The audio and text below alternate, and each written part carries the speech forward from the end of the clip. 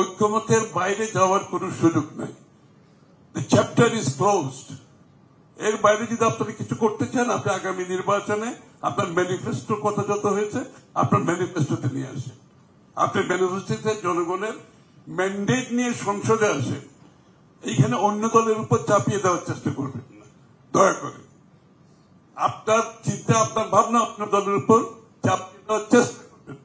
আপনি আগামী নির্বাচনে জনগণের কাছে যান, ম্যান্ডেট নিয়ে সংসদে আসেন, পাশ করেন। গণভোটটা কি ব্যাপার? এই যে আজকে যে সরকারটা ক্ষমতা, অন্তর্বর্তী সরকারটি আছে, এই সরকারটা কিন্তু বর্তমান সংবিধানের পরিপ্রেক্ষিতে এই সরকারটা হয়েছে। বর্তমান সংশোধনের এটাকে মাথায় রেখে কিন্তু বর্তমান অন্তর্বর্তীকালীন সরকার শপথ নিয়েছে বর্তমান সংবিধানকে নিয়ে, এবং এই সংবিধানে গণভোটের কিছু নাই। এই সংবিধানে গণভোটের কিছু নাই।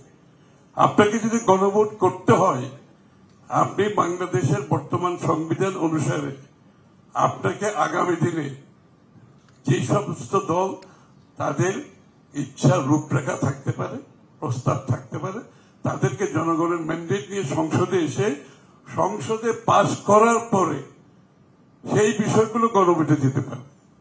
সংসদে পাশ করার আগে গণভোটের কোন প্রভিশন বর্তমান সংবিধানে নাই।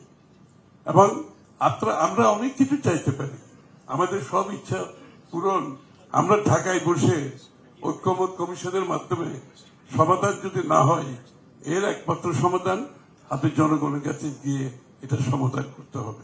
এই স্পিরিট যদি না থাকে, এই স্পিরিটের বাইরে গিয়ে যদি আবার ওই চাপিয়ে দেওয়ার একটা মনোবৃত্তি হয়, এটার জন্য আবার রাস্তায় গিয়ে আন্দোলন করতে হয়, আমি বলি এটা প্রতিবাদের সকলের অধিকার আছে।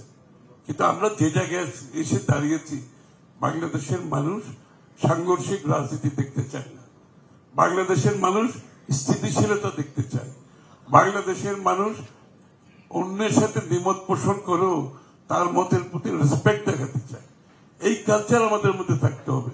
কথায় কথায় আপনি রাস্তায় যাবেন, এখন অন্য দল যদি আবার তার প্রতিবাদে আবার রাস্তায় যায়, তাহলে কি হবে? সংঘর্ষ হবে না? আরেকটি বড় দল যদি রাস্তায়, বৃহত্তর দল